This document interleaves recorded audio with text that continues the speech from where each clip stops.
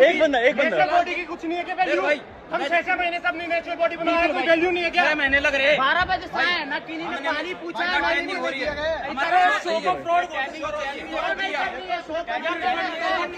आपकी ट्रेनिंग अभी हो रही थी ना। आखिर क्यों इंडियन एथलीट को एक खिलौने की तरह समझा जाता है और उनका किस तरह से इस्तेमाल किया जाता है अपनी जेबों को भरने के लिए। इंडियन एथलीट को यहाँ पे बुला के डिसरिस्पेक्ट करके, ना कोई फैसिलिटी, ना कोई एम्बुलेंस, ना कोई कुछ, पीछे ग्रीन रूम की हालत भी एकदम बेकार। आखिर क्या रीज़न है जो इंडियन एथलीट को एक रिस्पेक्ट जो मिलनी चाहिए वो नहीं मिल पा रही है।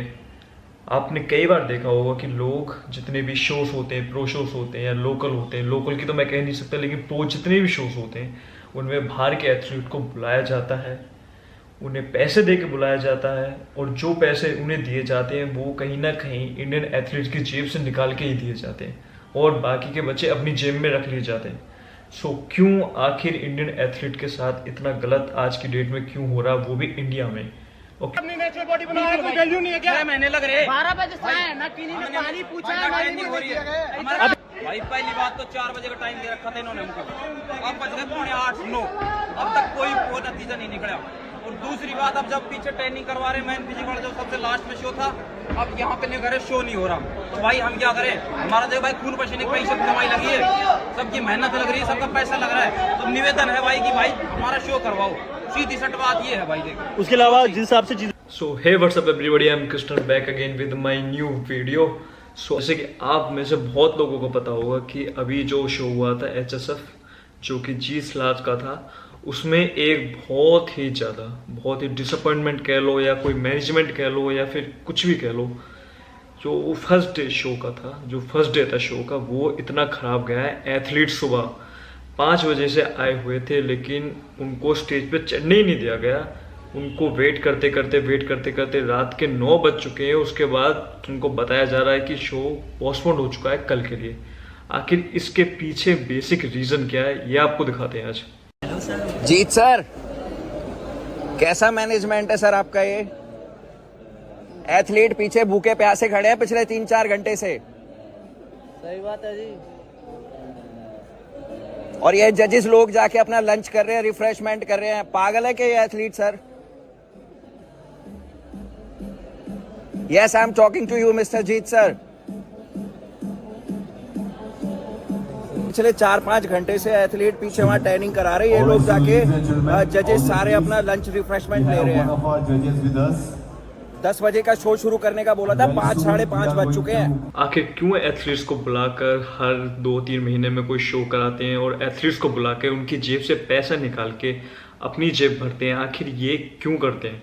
इसके पीछे ये इतना बड़ा स्कैम है कि आज के टाइम में किसी की नज़र में भी नहीं आता, या नज़र में आते हैं तो लोग चुप हो जाते हैं, कोई बोलता नहीं है। इंडियन बॉडी बिल्डिंग आज के टाइम में ये इंडस्ट्री इतनी बड़ी है कि इससे इतना पैसा कमाया जा सकता है। और जो ये शोज़ हैं, जो इसके प्रोड्यूसर हैं, जो मैनेजमेंट है, जो ये शो कराते हैं, ऑर्गेनाइज कराते हैं, ये एथलीट्स को लूट के इतना पैसा कमा रहे हैं जिसका कोई हिसाब किताब नहीं है। तो कुछ दिन पहले तरुण गिल ने अपने एक इंस्टाग्राम स्टोरी में और इंस्टाग्राम पोस्ट में डाला था कि ये किस तरह से एथलीट को लूट के अपनी जेबें भर रहे हैं। तो लेट्स सी।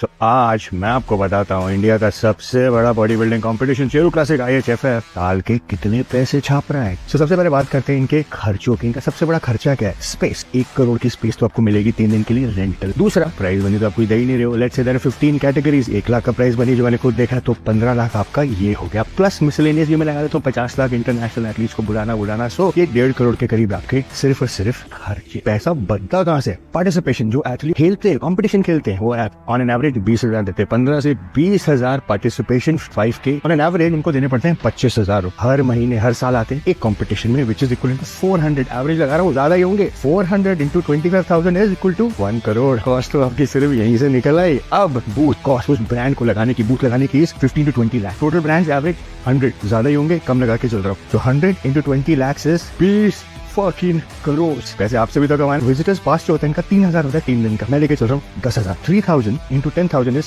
3 करोड़। 24 करोड़ का आपका रेवेन्यू है और 1.5 से 2 करोड़ आपका खर्चा है। into 2 मतलब 2 कंपटीशन करते हो दिल्ली में और मुंबई में। So that is equal to 45 250 crore. जो कंपटीशन खेलेगा वो पैसे देगा, जो बूथ लगाएगा वो पैसे देगा, जो देखने जाएगा वो पैसे देगा। बट ये लोग आपको कुछ नहीं देने वाले। मेरी आपसे एक रिक्वेस्ट है, प्राइज मनी बढ़ा दो थोड़ी। 1 करोड़ रुपए या 2 करोड़ रुपए आप एथलीट को नहीं दे सकते यार, प्राइज मनी नहीं बढ़ा सकते, या इनको कुछ इंटरव्यूज नहीं करा सकते, मीडिया पब्लिकेशन नहीं, मीडिया प्रमोशन नहीं करा।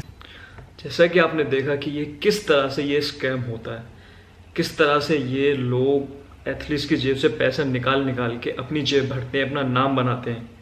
जहाँ पे ये खुद बाहर के जितने भी एथलीट्स हैं उनको बुला के लाते हैं, जैसे अपना एंड्रू हो गया, अपना सर्गियो हो गया, अपना काई ग्रीन हुआ। ये इतने बड़े बड़े एथलीट्स को बाहर से इसलिए बुला के लाते हैं क्योंकि आप लोग जो इनको फॉलो करते हो इंस्टाग्राम पे, ट्विटर पे, कहीं भी, आप इनको आओ मिलने, आप टिकट्स लो, लाइन में वेट करो, इनके साथ सेल्फियाँ खिंचवाओ, आप एक मजबूर हो जाओ।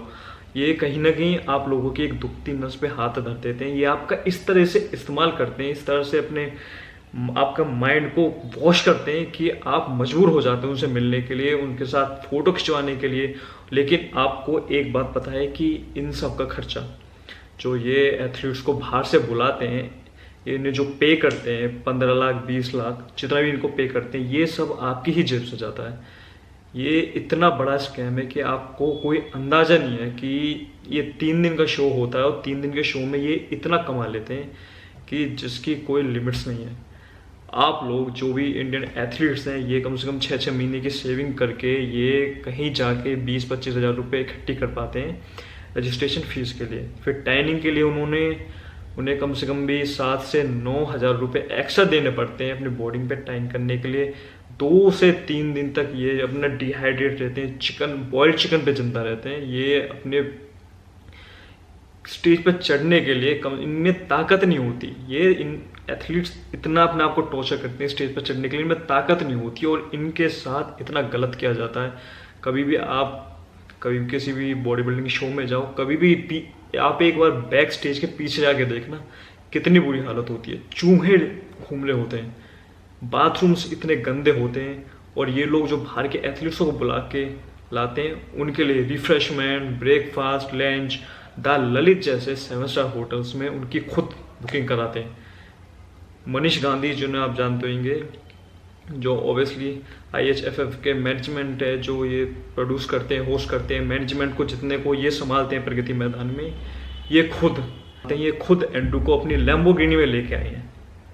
और वहीं पे इंडियन एथलीट्स ट्रेन में, ऑटो में, बस में धक्के खा के लटक के वो एक कहीं ना कहीं जाके वो उस लोकेशन तक पहुंचता है, उस कंपटीशन तक पहुंचता है। उसके बाद उसकी admission fees, charges, registration fees, timing fees अलग से, उसके बाद भी 2-3 घंटे वेट करने के बाद जब जाके वो कहीं 1 या 2 मिनट की पोजिंग के लिए वो प्रिपेयर करता है अपने आप को।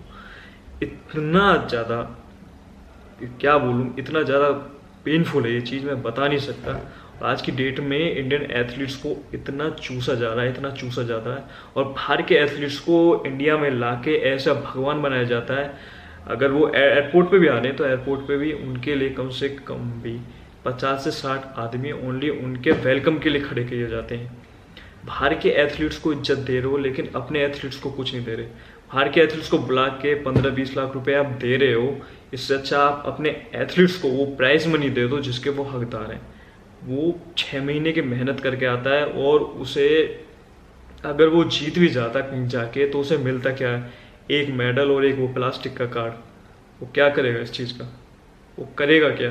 और आपने अपने उसमें शो में इतने रूल एंड रेगुलेशंस लगा रखे हैं कि आप जब चाहो इन लोगों का प्रो कार्ड रद्द करा सकते हो, जब चाहो इतनी एलिगेशंस लगा सकते हैं कि आपको यहाँ नहीं जाना, इस शो में नहीं खेल सकते, ये नहीं कर सकते, वो नहीं कर सकते। अगर आपने रूल्स के अगेंस्ट कुछ किया तो आपका प्रो कार्ड हम रिजेक्ट कर देंगे। यहाँ पे कहीं ना कहीं सबसे बड़ा सवाल ये उठता है कि उन्हें कंपटीशन जीतने के बाद वो प्राइस मनी क्या दिया जा रहा है। शेरू क्लासिक में ओनली प्राइस मनी है लास्ट 25,000 रुपये।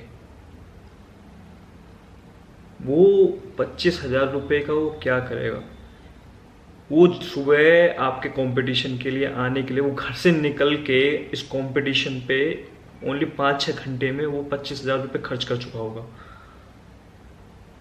और आप उसको सिर्फ एक 25,000 रुपये दे रहे हो। बल्कि बाहर के एथलीट्स को आप इंडिया में बुला के उन्हें 20-25 लाख रुपए दे रहे हो, उनके चार्जेस दे रहे हो, उन्हें खुद अपनी लैम्बोर्गिनी मेरे एयरपोर्ट से शो तक पिक करके ला रहे हो, तो इससे अच्छा तो कुछ तो एथलीट्स के बारे में सोचो, कुछ तो सोचो, प्राइस मनी बढ़ा दो। आखिर क्या चाह रहे हैं वो?